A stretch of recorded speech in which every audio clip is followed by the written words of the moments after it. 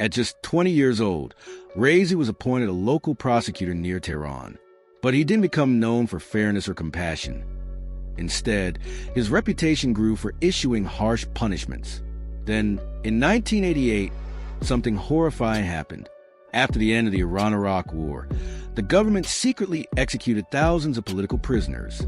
Reza was one of the 4 men on the so-called Death Committee who signed off on the killings. These prisoners had already been sentenced. Many had nearly finished serving their time. But Reza and the others ordered them to be hanged, one by one. This dark chapter earned him a chilling nickname, the Butcher of Tehran. His career only accelerated. Over the years, Reza became one of Iran's most powerful judges. He supported public executions, cracked down on protests, and jailed activists, especially those who dared to speak out, including young women. In 2021, he ran for president and won, but the election was controversial. Most serious opponents were barred from running, and many voters boycotted the process entirely. Despite this, Reza was officially declared president with 62% of the vote. He promised to fight corruption and help the poor. But instead, food prices soared, protests erupted, and the government's response grew even more brutal. Then came the death of Mahsa Amini, a 22-year-old woman arrested for not wearing her hijab properly. She died in custody. The country exploded. Protests swept across Iran, and Reza's government responded with force. Over 500 people were killed. More than 20,000 were arrested. Yet Reza remained loyal to Supreme Leader Ali Khamenei and upheld the strictest interpretation of Islamic rule. Women were forced to wear hijabs. Freedoms were restricted. Dissent was crushed. And through it all, Jamila Al-Mulhoda stood by his side at press conferences, international visits, and official events. But who was she really? Jamila Al-Mulhoda, Iran's unlikely first lady. When Reza became president in 2021, most expected Iran's tradition of invisible first ladies to continue. Historically, the wives of presidents were never seen, never heard, and certainly never interviewed. But Jamila Al-Mulhoda was different. At first, she fit the image of a quiet, religious wife, wearing a black chador and speaking a soft, calm tone.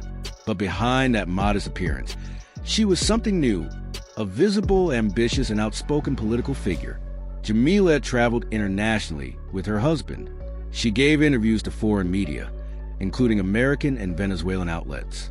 She spoke at conferences, met world leaders, and even organized major events. In January 2023, she hosted the Congress of Influential Women in Tehran, a gathering of first ladies and dignitaries from several countries. It was her idea.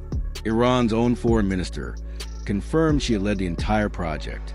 She defended Iran's laws, spoke about the role of women in Islam, and built herself up as a cultural and political figure. But her influence wasn't just symbolic. Behind closed doors, she was becoming a real force. Staff in the presidential office reported that she personally interviewed candidates for key ministries, especially in education and culture. She even pushed for one man to become education minister, despite his lack of experience. Parliament rejected the nomination. Her growing power alarmed many in Iran's leadership. According to sources, Supreme Leader Khamenei personally sent Reza a message: control your wife. But Jamila didn't back down. She kept building her influence, working through family connections, including her son-in-law and his brother, both of whom held sway in key economic roles.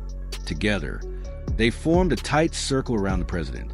In a country where women were expected to stay silent, Jamila used the system itself to rise. Quietly, strategically, but powerfully, a voice that sparked outrage. Jamila Al-Mulhoda didn't just break traditions, she broke norms. And she wasn't afraid to say what others wouldn't. In June 2023, during a visit to Venezuela, she gave an interview that caused a storm back home. Why should women live like men? She asked. This is a form of violence. To Jamila, the push for women to get degrees, work, and live independently wasn't progress. It was pressure. She argued that Western societies were forcing women to abandon their true nature, calling it organized violence. She claimed feminism focused only on domestic abuse, while ignoring the damage done to women, in workplaces and public life. In her view, modern life had become hostile to femininity. When Iran passed a harsh new hijab law in September 2023, Jamila defended it on American TV. She called it a sign of respect for women. The law allowed courts to fine or even jail women for not covering their hair. When asked if that was too extreme, she dodged. In every country, breaking the law has consequences. Even after Mahsa Amini's death, Jamila defended the government's version of events. She said Amini died from a health issue, not state violence. She blamed foreign media and claimed the outrage was a Western plot to tarnish Iran. To some, she was a bold cultural voice standing against Western liberalism.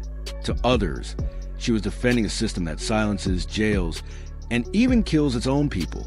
But one thing was certain, she was not afraid to speak.